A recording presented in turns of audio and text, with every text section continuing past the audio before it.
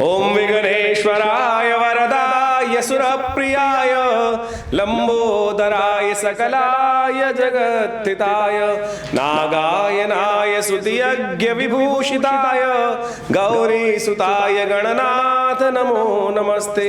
या श्री स्वयं सुकृतिनां भवनेष्वलक्ष्मी पापात्मनां कृतिधियां हृदये सुबुद्धि श्रद्धा सदां कुलजना प्रभवस्य लज्जा ताम त्वाम नतास्म परिपालय देव विश्वम। नमस्कार, मैं हूं आचार्य डॉक्टर विक्रमादित्य। आचार्यवाणी चैनल पर आपका स्वागत है और आज का विषय हमारा है सिंह राशि वालों के लिए ग्रह नक्षत्रों का प्रभाव। 26 तारीख का अवसर बुधवार का दिन, पंचमी तिथि विद्यमान है और कुंभ में रात्रि में 1:40 पर कुंभ में प्रवेश कर गए हैं चंद्रमा। यह आपके लिए विशेष तौर पर यदि हम बात करें तो नई शक्ति का संचार करने वाला होगा, पॉजिटिव रहेगा। बहुत सारी बातों को आपको पूर्वाभास देने के योग दे सकता है। ये ग्रहों का परिवर्तन आपके लिए बहुत सारे इंट्यूशन को डेवलप कर सकता है। उस इंट्यूशन का लाभ भी लेने का प्रयास कीजिएगा। गौ सेवा करें, गाय को थोड़ा पालक इत्यादि खिलाएं। बुध महाराज बहुत सुंदर आपके लिए जा रहे हैं, वो आपके लिए अच्छे हैं, लेकिन बस ज़्यादा दिन नहीं है यहाँ पे। इसके बाद जहाँ जाएंगे वहाँ कष्ट उत्पन्न होने के योग बन जाएंगे, इसलिए जो उपाय बता रहे हैं वो अवश्य कीजिएगा। 27 तारीख का अवसर बृहस्पतिवार का दिन, षष्ठी तिथि विद्यमान है और रोहिणी के द्वितीय चरण में बृहस्पति का प्रवेश हो रहा है। रोहिणी जो नक्षत्र है वो चंद्रमा का नक्षत्र माना जाता है। चंद्रमा और बृहस्पति का बहुत सुंदर संबंध होता है और रोहिणी में चल रहे बृहस्पति जो हैं वो आपके लिए इन दिनों विशेष तौर पर ग्रह नक्षत्रों के दृष्टिकोण से लाभ, सफलता, धनागमन का सुंदर सूचना लेके आते दिखाई दे रहे हैं। लेकिन बृहस्पति का ये संबंध बहुत शुभ है आपके लिए, और जब जब इन पूरे वर्ष में बृहस्पति यहाँ चलते हुए चंद्रमा के साथ संबंध बनाएंगे रोहिणी में रहते हुए, वो दिन आपके लिए बहुत विशेष रहेंगे। तो ऐसे में जब जब हम आपको ये गणना बताएं तो उन देख लीजिएगा, एनालाइज कर लीजिएगा, आपको लाभ की स्थिति, सुंदर प्रशस्त सम्मान की स्थिति, सुंदर प्रशस्त होती दिखाई देगी। बात कर लेते हैं ऐसे में पीली चीज़ों का दान, ब्राह्मणों की सेवा करना, गऊ को पीली चने की दाल खिलाना, यह सब अच्छे उपाय हैं, इनको अवश्य करने का प्रयास कीजिएगा। 28 तारीख का अवसर शुक्रवार की तिथि, सप्तमी तिथि है। शुक्रवार और सप्तमी तिथि का योग है। साथ साथ चंद्रमा भी प्रवेश कर रहे हैं मीन राशि में सुबह 4:30 पर। ये कहीं ना कहीं थोड़ा सा मन में वीतरागिता का उत्पन्न करेगा, मन को थोड़ा सा भटकाएगा, ऐसा योग बनता दिखाई दे रहा है। और साथ साथ शुक्र नक्षत्र भी विशेष तौर पर बृहस्पति के नक्षत्र में प्रवेश कर रहा है, जो पुनर्वसु नक्षत्र है। और ये स्थिति ऐसी है कि विचारों को भिन्नता दे सकता है। एक तो शुक्र अलग प्रवृत्ति के ग्रह प्लस नक्षत्र जो है पुनर्वसु है, वो बृहस्पति का नक्षत्र है। तो ऐसे में विचारों में मतभेद हो सकता है, हाँ ना, ये रास्ता, ऐसी स्थिति मनोमस्तिष्क में उत्पन्न होने के योग बन सकते हैं। ऐसे में पिता की सेवा करना बड़ा अच्छा उपाय है। जितना हो सके पिता की सेवा करने का प्रयास कीजिए और हो सके तो विशेष तौर पर गौ सेवा करने का प्रयास कीजिए। ये सब उपाय करें। या शुक्रवार है, बहुत सुंदर एक उपाय बता देते हैं। या देवी सर्वभूतेषु बुद्धि रूपेण संस्थिता नमस्तस्यै नमस्तस्यै नमस्तस्यै नमो नमः। इस मंत्र का जप करें, खीर का भोग भगवान को लगाएं और उससे यज्ञ भी कर लें तो बहुत अच्छा रहेगा। 29 तारीख शनिवार का अवसर, अष्टमी तिथि है और दो नक्षत्र ग्रह परिवर्तन की तरफ जा रहे हैं। बुध जा रहे हैं आपके 12वें भाव में। 12वें भाव का बुध, कर्क में जाता हुआ बुध, साथ में शनि वक्री, और ये स्थिति कहीं ना कहीं आपके हिस्सों से आपको वंचित कर सकती है और आपकी जिद के कारण से, गलत रास्ते अपनाने के कारण से आपके साथ ऐसी स्थिति बन सकती है कि आपका अपना हिस्सा आपके हाथ से ना निकल जाए। तो ध्यान रखते हुए कार्य करने का प्रयास कीजिएगा, चीज़ों को यूटिलाइज करने का प्रयास कीजिएगा। ऐसे में उपाय लगातार ज़रूरी है। बुध का उपाय करने की ज़रूरत है, शनि का उपाय करने की ज़रूरत है। शनि के उपाय के लिए सबसे ज़रूरी है आप एक काम करें, शनि के स्तोत्र का नित्य प्रति पाठ करें। बुद्ध के लिए उपाय के लिए तौर पे एक बात का ध्यान रखें, बुद्ध के मंत्र का जप करें, ओम ब्रांग ब्रींग ब्रोंग से बुधाय नमः। इससे कहीं ना कहीं कष्टों को दूर करने का रास्ता प्राप्त होगा। 30 तारीख का दिन रविवार का अवसर है और रविवार के दिन मेष राशि में चंद्रमा का सुबह सुबह प्रवेश हो रहा है। ये आपके लिए कहीं ना कहीं धर्म को उदय करता दिखाई दे रहा है, लाभ को उदय करता दिखाई दे रहा है। चीज़ों का आने वाले 2-3 दिनों में आपके लिए लाभ की स्थिति बन सकती है। ज्योतिष एक प्रत्यक्ष विज्ञान है। ग्रह नक्षत्रों के परिवर्तन का प्रभाव संपूर्ण संसार में होता है। क्या परा, क्या अपरा प्रकृति, क्या व्यक्ति, क्या जीव, क्या विशेष तौर पर संसार के कण कण पर ग्रह नक्षत्रों का प्रभाव होता है और उसी से परिवर्तन का योग बनता है। परा प्रकृति हमेशा परिवर्तनशील है और उस परिवर्तन को पढ़ने का तरीका शास्त्र में जो विद्यमान है वो ज्योतिष विज्ञान है। ग्रह नक्षत्रों के परिवर्तन से जो गणनाएं होती हैं, उन गणनाओं के द्वारा हमारे ऋषि मुनियों ने सुंदर एक व्यवस्था बनाई कि भविष्य में उसका प्रभाव क्या कुछ होने जा रहा है। और आप देखिए, आप इसको ऐसे समझने का प्रयास करें। आमतौर पर हम जन्मपत्री को जब देखते हैं तो जन्मपत्री क्या है आपका, जन्मपत्री जिस वक्त व्यक्ति का जन्म होता है उस वक्त एक ग्रह नक्षत्रों का खाका बनकर आता है कि आपने पूर्व जन्म में क्या क्या कर्म किए थे उसके प्रभाव से व्यक्ति ने जिस समय पर जन्म लिया उस समय एक लेखा जोखा निकल कर आया कि ये कर्म के प्रभाव से आपको आने वाले समय में ये सब चीज़ें प्राप्त होने के योग हैं।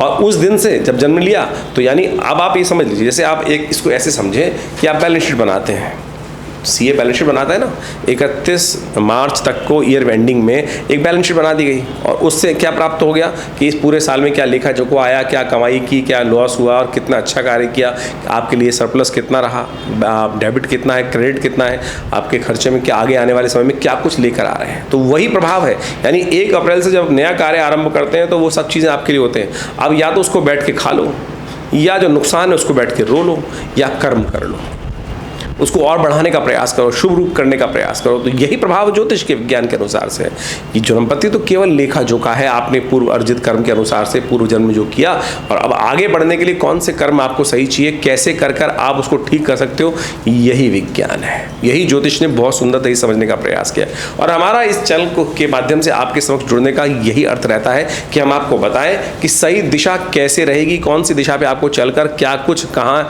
हिंड्रेंसेस आ रहे हैं, कहाँ रास्ता स्मूथ है, कैसे आपके जीवन में आप ग्रह क्रम जो है, घटनाएं जो हैं वो किस दिशा में आपको ले जाने का प्रयास कर रही हैं और कैसे आपको उसको अपने जीवन में लाभ के लिए, शुभ के लिए यूज कर सकते हैं। शास्त्र कहता है बड़े भाग्य मानुष्य तन पावा।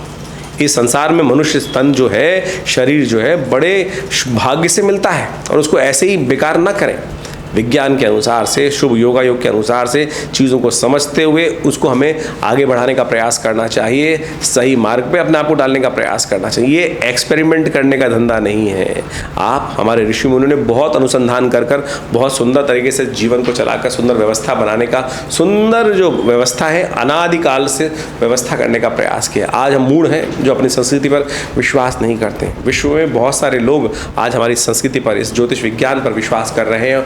हमारे पास बहुत विदेश से भी बहुत लोग आते हैं, जुड़ते हैं और जब ज्योतिष विज्ञान का चमत्कार उनके जीवन में वो समझ में आता है तो बहुत बढ़िया से उसको समझकर उसको जीवन में उतारने का प्रयास करते हैं। और आपके साथ बहुत सारे लोग कार्य कर रहे हैं, क्या वो आपके लिए अच्छे हैं? ये बात बहुत ज़रूरी है विचार करने की। देखिए, आपका अलग भाग्य नहीं बनता है, आपके आसपास जब आपका भाग्य जागता है तो यानी आपका धन लाभ हुआ तो सोचो उस वक्त कितने लोगों के को लाभ होने के योग बने होंगे, वो आपके साथ जुड़े होंगे।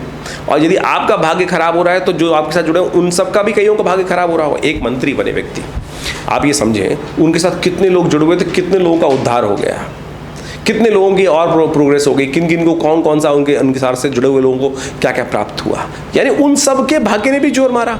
इसी प्रकार से हमें समझना चाहिए कि जो लोग हमारे साथ रह रहे हैं, हमारे साथ व्यवसाय कर रहे हैं, हमारे साथ काम धंधा कर रहे हैं, हमारे अनुचर हैं, क्या उनके भाग्य में कोई समय खराब तो नहीं। मैं आपको बहुत पुरानी घटना बताता हूँ। एक व्यक्ति था और एक लाला जी के पास काम करता था।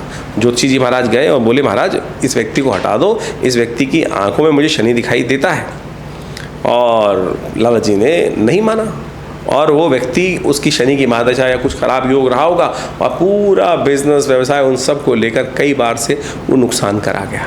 तो ये चीज़ हमें समझनी चाहिए। ऐसा नहीं है कि आपका ही भाग्य केवल जोर मार रहा है, आपका भाग्य तो जोर मार रहा है, लेकिन आपके साथ साथ और भी बहुत सारे लोग, जब शुभ होने वाला होता है तो सारे लोग आपके साथ शुभ जुड़ जाते हैं। एक घटना और बताता हूँ आपको, बहुत पुरानी घटना है और ज्योतिष विज्ञान के माध्यम से इसको समझना चाहिए। एक ज्योतिषी जी एक बार रेल यात्रा कर रहे थे और रेल यात्रा में जैसे पंडित जी जब जाते हैं, पुराने ज़माने में तो वो व्यवस्था होती थी कि क्लास में सब लोग जनरल बॉडी में एक साथ बैठे होते जनरल बोगी के अंदर। तो पंडित जी को देख के एक व्यक्ति ने हाथ दिखाया। पंडित जी ने हाथ देखा और अच्छे मर्मज्ञ थे, विशेष तौर पर पामिस्ट्री के, उन्होंने देखा व्यक्ति की मृत्यु आ रही है। उन्होंने उसको थोड़ा शब्द शालीनता से समझाने का प्रयास किया, स्वास्थ्य का ध्यान रखा कुछ। ऐसे में दूसरे व्यक्ति ने और कहा कि महाराज मेरा भी हाथ देखो। जब उन्होंने हाथ देखा तो बाई चांस मृत्यु फिर दिखाई दे रही है। 3-4 लोगों ने हाथ दिखाया तो पंडित जी ने देखा कि सबके मृत्यु के योग बिल्कुल सन्निकट दिखाई दे रहे हैं। पंडित जी के दिमाग में कुछ खटका हुआ, उनको लगा कुछ अशुभ होने वाला है। वो अगले स्टेशन पे उतर गए। आगे जाके इस रेलगाड़ी का एक्सीडेंट हुआ। ये मेरे पिताजी ने मुझे घटना बताई और ये सत्य माने कि उन व्यक्ति जो पंडित जी थे उन्होंने पिताजी को खुद बताई थी ये घटना। तो ये सत्य माने, ये ज्योतिष विज्ञान इतना वृहद विज्ञान है, बहुत चीज़ों को सूक्ष्म दृष्टि से देखने का प्रयास करें। आपके साथ जो कार्य कर रहे हैं लोग, क्या उनका भाग्य साथ दे रहा है या वो आपके नुकसान करने के योग बना रहे हैं? देखिए हम आगे बढ़ना चाहते हैं तो अपने साथ भाग्यशाली लोगों को रखने का प्रयास करें, तो ये भी हमको विचार करना चाहिए ज्योतिष विज्ञान के माध्यम से। तो ये सब चीज़ें ज्योतिष पर बहुत महत्वपूर्ण प्रभाव डालती हैं और इन सब चीज़ों को देखते हुए आपको आगे बढ़ने का प्रयास करना चाहिए। इन सब का सिद्धांत बड़ा चमत्कारिक है विज्ञान, ज्योतिष विज्ञान के माध्यम से। और ज्योतिष केवल ग्रह नक्षत्रों का हजारों प्रकार की विभिन्न हनुमान ज्योतिष, रामचरितमानस ज्योतिष, केवल शारीरिक समुद्र शास्त्र विज्ञान, पामिस्ट्री, अंक विज्ञान, इतनी प्रकार की ज्योतिष की शाखाएं हैं और वो सब की सब अपने आप में चला, चाहे पराशर ऋषि, चाहे जैमिन ऋषि, इन सब ने अनेक अनेक सिद्धांत सुंदर तरीके से विकसित करने का प्रयास किया। रावण ने अलग प्रकार की ज्योतिष लिखी, अरुण संहिता का अलग प्रकार की ज्योतिष है, लाल किताब एक अलग प्रकार का विज्ञान चलती है। इन सबको सम्मिलित कर कर हम उन सब उपायों को लेकर, उन सब विज्ञानों को लेकर आपके समक्ष इस चैनल को रखने का प्रयास करते हैं। और जो भी आपको बताते हैं समझा कीजिए, उससे कहीं ना कहीं आपके जीवन में बहुत सारे लक्ष्य को प्राप्त करने के लिए, सही मार्ग को प्राप्त करने के लिए, सही समय का सही चुनाव करने में आपको सहायता प्राप्त होगी। भारतीय संस्कृति के लिए हमने ये विज्ञान का जो कार्य किया है, हमारे आश्रम में बहुत लगातार कई वर्षों से इस पर शोध चलता रहा है। विवेकानंद योग आश्रम हमारे पिता आचार्य श्री केशव देव जी के सानिध्य में रहते हुए बहुत सारे करीब 40-50 से ऊपर ग्रंथों की रचना की गई, मुद्रा विज्ञान के ऊपर, ज्योतिष के ऊपर, मंत्र विज्ञान के ऊपर, कुंडलिनी विज्ञान के ऊपर। और उन सब ग्रंथों में बहुत बृहद रूप से भारतीय संस्कृति के बारे में हम सब लोगों ने शोध करके बताने का प्रयास किया है। मुद्रा विज्ञान के संबंध में तो बड़ा अद्भुत खोज हुआ और ऐसी ऐसी मुद्राओं की सृजन किया गया कि जो अद्भुत चमत्कार उपस्थित करती हैं। जो आप समझ लीजिए कहीं मन शांत नहीं हो रहा है तो ये ज्ञान मुद्रा का अभ्यास, कान में दर्द है तो ये शून्य मुद्रा का अभ्यास, आपको बहुत सारी पेट संबंधी बीमारी रहती है, गैस ठीक होती नहीं है तो ये अपान मुद्रा का अभ्यास। इस प्रकार से ऐसी सहस्त्रों मुद्राएं हैं जिनके द्वारा आंखों की समस्याएं हैं, आंखों में बहुत सारी समस्या रहती हैं तो ये प्राण मुद्रा। ऐसे में मुद्राओं के द्वारा ग्रह नक्षत्रों का प्रभाव भी होता है। ग्रह नक्षत्रों के प्रभाव को भी ठीक करने के लिए मुद्राओं का यूज़ कर सकते हैं। आपका बृहस्पति यदि ठीक नहीं चल रहा है, कमज़ोर है, तो उसके द्वारा ये मुद्रा, ज्ञान मुद्रा के द्वारा बृहस्पति की, ये बृहस्पति की उंगली है, इस मुद्रा का अभ्यास करके आप बहुत सुंदर तरीके से लाभ ले सकते हैं। नहीं आवश्यकता आपको नग पहनने की, नहीं आवश्यकता कोई और उपाय करने की, केवल इस स्विच को दबाकर आप बृहस्पति के पॉजिटिव इफेक्ट को ले सकते हैं। शनि यदि आपके जीवन में कष्ट दे रहा है, नेगेटिव प्रभाव उत्पन्न कर रहा है, तो पहली उंगली को, ये बीच वाली उंगली को, जो सबसे बड़ी उंगली है, मिडिल फिंगर को अंगूठे के बेस पे लगा देने से शनि के नेगेटिव प्रभाव को कम कर सकते हैं। ये अद्भुत देखा हुआ प्रयोग। ये दूसरी उंगली जो है वो शनि की उंगली मानी जाती है और शनि की उंगली को यदि अंगूठे के बेस पे लगा देंगे तो शनि का नेगेटिव प्रभाव कम करने के लिए अद्भुत योग बन सकता है। कीर्ति का योग बनना है, सूर्य कमजोर है व्यक्ति कुंडली में और सूर्य राजनीतिक क्षेत्र में आगे बढ़ने का प्रयास नहीं कर रहा है, तो अनामिका उंगली को अंगुष्ठ के अग्रभाग से लगा दे तो ये सूर्य के प्रभाव को बढ़ाने के लिए अद्भुत कार्य करती हैं। ये मुद्रा विज्ञान का चमत्कार है। तो ये सब शास्त्र में वर्णित है और हम अपने आश्रम के माध्यम से इन समस्त विज्ञानों को आपके समक्ष समय समय पर रखने का प्रयास करते हैं। समय समय बहुत सारे आध्यात्मिक कार्यक्रम भी विवेकानंद योग आश्रम में चलते रहते हैं। हर रोज़ करीब नित्य का प्रति 8 घंटे करीब यज्ञ रहता है। आप भी उन यज्ञों में सम्मिलित हो सकते हैं। हर रविवार को होने वाले इस यज्ञ में सादर तौर पे हम सबको सम्मिलित करते हैं। उस यज्ञ में सुबह 8 बजे से लेकर 10:30 बजे तक ये कार्यक्रम रहता है। बाकी विवेकानंद हॉस्पिटल योग प्राकृतिक चिकित्सा आयुर्वेद का एक बहुत बड़ा संस्थान है, भारत सरकार के साथ कार्य कर रहा है। पिछले करीब 30-35 सालों से ये संस्थान सुंदर तरीके से आयुर्विज्ञान के संबंध में, ज्योतिष विज्ञान, स्वास्थ्य विज्ञान के संबंध में अपना समस्त कार्य करने का प्रयास कर रहा है। तो और माँ भगवती दुर्गा का बहुत सुंदर शिव विग्रह यहाँ विराजमान है। उनके सानिध्य में बैठकर आप उनका दर्शन करें, यज्ञ करें। अभी विशेष तौर पर गुप्त नवरात्रि आरंभ हो रही है और ये बहुत अद्भुत योग रहेगा गुप्त नवरात्रि का। माँ भगवती दुर्गा के समक्ष अपनी गुप्त मनोकामनाओं को पूर्ति करने के लिए तंत्रोक्त दृष्टिकोण से गुप्त नवरात्रि जो आषाढ़ की शुक्ल पक्ष की प्रतिपदा से आरंभ होते हैं, ये बहुत अद्भुत माने जाते हैं। कहा जाता है कि इसमें माँ भगवती के सानिध्य में, जागृत शिव विग्रह के सानिध्य में जो बैठकर माँ भगवती दुर्गा सप्तशती का यज्ञ करते हैं, उनकी मनोकामना सिद्धि। आश्रम में हम लोगों ने इस बार विशेष तौर पर बड़ा यज्ञ रखने का प्रयास किया है। आप भी उसमें सम्मिलित हो सकते हैं। जो अभी आषाढ़ की शुक्ल पक्ष की प्रतिपदा से समय आरंभ हो रहा है, ऐसे में माँ भगवती का सुंदर शिव विग्रह का दर्शन करके, पूजा करके आप लाभ लेने का प्रयास कीजिए। बहुत सुंदर तरीके से आपकी मनोकामना सिद्धि का योग बनेगा और कल्याण के योग बनेंगे। 6 तारीख से ये सुंदर यज्ञ आरंभ होने जा रहा है 9 दिन के लिए। उसमें दुर्गा जी के विशिष्ट यज्ञ की सुंदर व्यवस्था रहेगी। आप सब लोग इसमें सम्मिलित होंगे तो आनंद रहेगा।